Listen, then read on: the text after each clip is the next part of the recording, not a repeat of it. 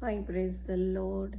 ఈరోజు మనం ఏం తెలుసుకోబోతున్నామంటే దేవుడికి అసాధ్యమైనటువంటిది ఏమీ లేదు అన్న సత్యాన్ని గురించి మాట్లాడదలుచుకున్నాం. ఏంటంటే ఇక్కడ మనం ఎప్పుడు చదువుకున్నాం కదా, ఎలిజబెత్ కూడా గుడ్రాలు కదా అని అనబడినప్పటికీ ఆమెకి ఈరోజు 6వ మాసం అని ఇక్కడ మరియకి దూత చెప్తున్నారు. మీకు అర్థమైందా? అంటే గుడ్రాలు అని అనబడింది, దట్టు వృద్ధాప్యంలో ఉన్నారు ఆవిడ. ఇక్కడ కన్యక గర్భవతి, అక్కడ గుడ్రాలు గర్భవతి. అంటే దేవుడికి అసాధ్యమైనది ఏమీ లేదు అని మనం అర్థం చేసుకోవాలి. మన జీవితాల్లో దేవుడు ఒక మాట ఇచ్చినప్పుడు అది నెరవేరుస్తావు అని మనం నమ్మాలి. ఇక్కడ యోహాన్ గారిని దూత దర్శిస్తారు. ఇక్కడ ధూపవేదిక ఆల్రెడీ మనం ఆయన ధూపం వేస్తూ ఉంటారు. ఆయన ఆచారం అంటే ఆయన క్రమం ప్రకారం అప్పుడు ఆయనకి వంతు వచ్చింది అతి పరిశుద్ధ స్థలంలో వర్క్ చేయడానికి. అలాగా వాళ్ళకి బిడ్డలు లేకపోయినప్పటికీ ఏమాత్రం కూడా వాళ్ళు దేవుడి మీద డౌట్ పడకుండా వాళ్ళ పని వాళ్ళు చేసుకుంటూ ఉన్నారు. అప్పటికే గుడ్రాలు అనబడుతున్నారు ఇవిడ, అంటే పిల్లలు లేరు, వాళ్ళకి వృద్ధాప్యం వచ్చేసారనమాట. సో ఇంకా దేవుడికి అసాధ్యమైంది ఏం లేదు కదా. సో వీళ్ళ పని వీళ్ళు చేసుకుంటూ ఉన్నారనమాట. ఉన్న పరిస్థితుల్లో అప్పుడు దైవ ప్రణాళిక ప్రకారం దేవుడు ఆ యొక్క జకర్యాని దర్శిస్తారు. ఆయన నమ్మరు. ఇగో నీ యొక్క భార్య గర్భం ధరిసి నీ కుమారుని అంటది, ఆయనకి యోహాన్ అని పేరు పెడితే ఇవన్నీ దేవుడితో అక్కడ మాట్లాడతారు. కానీ ఆయన ఇది ఎలా సాధ్యం అన్నట్టుగా చూసినప్పుడు అందుకే ఆయన నోరు అనేది మాట అనేది రాదు. ఇంకా అంటే నాలుగు మూతపడిపోతుంది ఇంకా ఆయనకి. తర్వాత పరిస్థితుల్లో ఏంటైందంటే ఆమెకి ఎప్పుడైతే ఆ యొక్క బిడ్డ పుట్టిన తర్వాత ఆయన పలక తెచ్చి యోహాను అని పేరు ఏం పేరు పెట్టాలంటే యోహాన్ అని పేరు పెట్టాలి అన్నప్పుడు ఆయన నాలుక సడలుతుంది. అప్పుడు మాట్లాడతారు. మళ్ళా ఇక్కడ చూసుకున్నప్పుడు మరియా గారు ఇది నాకు ఎలా సాధ్యం, నేను కన్యకనే కదా, పురుషుని ఎరగందాను కదా అంటే సర్వోన్నతిని శక్తి నిన్ను కమ్ముకుంటుందో, పరిశుద్ధాత్మ వలన గర్భం ధరిస్తావు, నీ కుమారుడు సర్వోన్నతిని కుమారుడు అనబడతారు, ఆయన రాజ్యం యుగయుగములు ఉంటుంది, దావీదు సింహాసనం మీద పరిపాలించేటువంటి అధిపతి నిత్యముంటారు, ఆయన రాజ్యం అయినట్టు కూడా అంతకుముందు. అప్పుడు దేవుని దూత ఏం చెప్పారు, ఈ దాసురాల్ని నీ చిత్తమైన జీవితంలో జరిగించాలని అప్పుడు ఆవిడ ఓబే అయిపోతారు.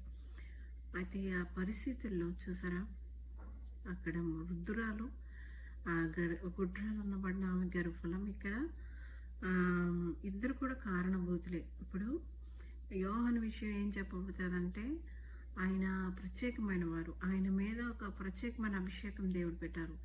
ఆయన అడవి తేనె తినేవారంట. అడవిలో దొరికే ఏంటివి అడవి తేనె తినేసి అక్కడ ఒకలాంటివి దొరుకుతాయి, దాన్ని ఏమంటారంటే అటు పేరు నాకు సరిగ్గా రావట్లేదు, ఆ పురుగులు లాంటివి ఉంటాయి, మనకు భయం వేస్తుంది అవి చూడడానికి. అట్లాంటివి తినేవారు ఆయన. అది ఫుడ్ అయింది. ఆయన ఎప్పుడు తోలు దట్టు కట్టుకునేవారు. ఆయన పని అంతా ఒకటే, ఆయనకి వయసు వచ్చింది నుంచి ఆయన పని అంతా ఒకటే. ఆయన ఏంటి, ప్రభు మార్గం సిద్ధపరిచే స్వరం ఆయన. ఎవరు? యోహాను. ప్రభు మార్గం సిద్ధపరిచి ఒక స్వరం. చూసారా, ఆ విధంగా యోహాను యేసుప్రభు కంటే ముందు వచ్చారు. యోహాను యేసుప్రభు గురించి ఏం చెప్పారు, ఆయన చెప్పులు వారు విప్పడానికి కూడా నేను పాత్రను కాను అని చెప్పారు. మీకు అర్థమైందా? అంటే ఇవన్నీ కూడా ఒక ప్రణాళికానుసారం దేవుడు వాళ్ళని పంపించుకున్నారు, అభిషిక్తుల్ని. ఆ యోహాన్ పైన ఒక అభిషేకం ఉన్నారు, ఈ యొక్క యేసయ్య పైన ఎటి సర్వోన్నతి కుమారుడుగా ఆయన వచ్చారు. అభిషేకమే పనిచేశారు. అక్కడ దేవుని కార్యమే జరిగింది. అక్కడ పరిశుద్ధాత్మ శక్తి, అది దైవ శక్తి పనిచేశారు. అక్కడ వృద్ధాప్యంలో ఆమె గర్భం ధరించడాగానే ఇక్కడ. కానీ డిఫరెంట్ అభిషేకాలు. మీకు అర్థమైందా? యోహాన్ పైన ఉండే అభిషేకం అంటే ఇక్కడ మనుషులు అంటే నేను ఎందుకు ఇట్లా బిహేవ్ చేస్తున్నాను, నేను ఎందుకు లోకంతో సంబంధం లేనట్టున్నాను, నా ఆలోచన విధానం ఏంటో ఒకలా ఉంది, అందరి ఆలోచన విధానం ఏంటో ఒకలా ఉంది, మనల్ని మనం చూస్తే మనకు ఆశ్చర్యమిస్తుంది. అంటే అభిషేకం వర్క్ చేస్తారు. ఇక్కడ ఆత్మను ఆర్పేసుకోకూడదు, ఆత్మని దుఃఖపెట్టకూడదు, ఆ యొక్క అభిషేకాన్ని పాడు చేసుకోకూడదు. మీకు అర్థమైందా? దేవుడిచ్చిన అభిషేకాలు అలాంటప్పుడు అక్కడ సైతాన్ ఎంటర్ అయిపోతాడు, సైతాన్ కార్యాలు జరుగుతాయి. దైవ చిత్తానికి ఎల్లప్పుడూ లోబడుతూ ఆయనకు విధేయులవుతూ ఆ యొక్క అభిషేకం అంటే ఆయన ఒక గైడ్గా పనిచేసి మన జీవితాల్లో అంటే మనలో ఆయన నివాసం చేస్తారు. ఇప్పుడు డిఫరెంట్ అభిషేకాలు, ఇప్పుడు యోహాన్ పైన అభిషేకం ఒక్కలాగా వర్క్ చేస్తారు. ఇక్కడ అభిషేకం యేసయ్య ఏకంగా దైవ కుమారుడు అంటే ఇక్కడ డైరెక్ట్గా పరిశుద్ధాత్మ శక్తి ఆమెను కమ్ముకొని కుమారుడు గర్భం ధరించారు. ఆయన యేసు ప్రభువారు. అక్కడేమైందా, ఈ జకర్యా ఉన్నారు అంటే ఇక్కడ ఆయన ద్వారానే కదా, కానీ అక్కడ పరిశుద్ధ దేవుని యొక్క శక్తి అక్కడ పనిచేస్తారు. డిఫరెంట్ అభిషేకాలు, ఆయన మీద ఒక అభిషేకం ఉన్నారు, ఈయన మీద. ఈయన దేవుని కుమారుడైన యేసు ప్రభువారు వచ్చేస్తారు కదా దేవుని కుమారుడు. కానీ రెవల్యూషన్లో చెప్పబడేది ఏంది, ఆయనే దేవుడు. రెవల్యూషన్లో అంతా అదే.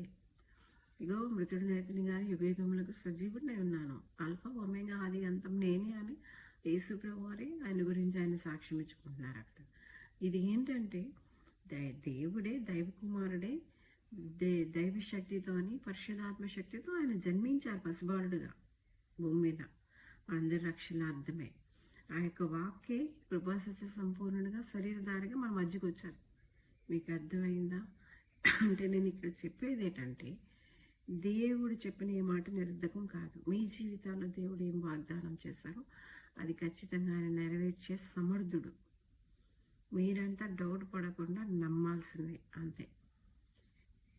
ఇది సాధ్యమా, ఇది ఇలా అవుతుందా, అయితే అలా అవుతాయా చెప్పండి. మీరు అలా డౌట్లు పడితే అసలు కన్య గర్భవతి అవ్వాలా, లేకపోతే వృద్ధాప్యంలో ఆమె గర్భం ధరించగలుస్తారా? ఇద్దరు వృద్ధులు అయిపోయారు కదా, ఎలిజబెత్తుని ఆ యొక్క జకర్యా. సో ఇదంతా ఏంటంటే దేవునికి అసాధ్యమైంది ఏమి లేదు. దేవుడు ఒక మాట ఈ యోహాను గురించి కావచ్చు, యేసే గురించి కావచ్చు, ఎప్పుడూ ప్రవక్తలు ప్రవచించారు. ఆల్రెడీ అది చెప్పాం. ఇప్పుడు వాళ్ళు చెప్పారు, నిజంగా చెప్పింది నెరవేర్చబడింది, ప్రవచనాలు నెరవేర్చబడ్డాయి వీళ్ళ విషయంలో. అంతేకాకుండా అప్పుడు ఏం చెప్పారో ఇప్పుడు నెరవేర్చబడ్డం మనం చూస్తున్నాం. ఆయన రాజ్యం యుగయుగములు ఉంటుంది, అంతం లేనిదే ఉంటుంది, మరి లేదా చెప్పండి. మరి యోహాను గురించి ఈరోజు వరకు మనం చెప్పుకుంటాం లేదా? ఆయన చెప్పిందంతా ఒకటి, మారు మనసు పొందుకోండి, బాప్తిసం తీసుకోండి అని బాప్తిసం స్టార్ట్ చేశారు. ఆయనే పాప క్షమాపణ నిమిత్తం బాప్తిసం అక్కడ స్టార్ట్ చేశారు. మీకు అర్థమవుతుందా? ఇవన్నీ కూడా దైవ ప్రణాళిక, దైవ చిత్తం, దైవ కార్యాలు. మనం నమ్మిన వాళ్ళ ధన్యులు. మీరు కూడా ఆ రాజ్యంలో పాలిభాగస్తులు అవ్వండి, దేవుని బిడ్డలుగా మార్చేవాడండి, దైవ రాజ్యంలో పాలిభాగస్తులు అవ్వండి. దైవరాజ్యం, యేసయ్య రాజ్యం అంటే ఇంక ప్రత్యేకంగా దైవరాజ్యం, నిత్యము యుగయుగాలు ఉండే రాజ్యం. దేవుడి కొద్ది మాటలు దీవించగా గాడ్ బ్లెస్ యు.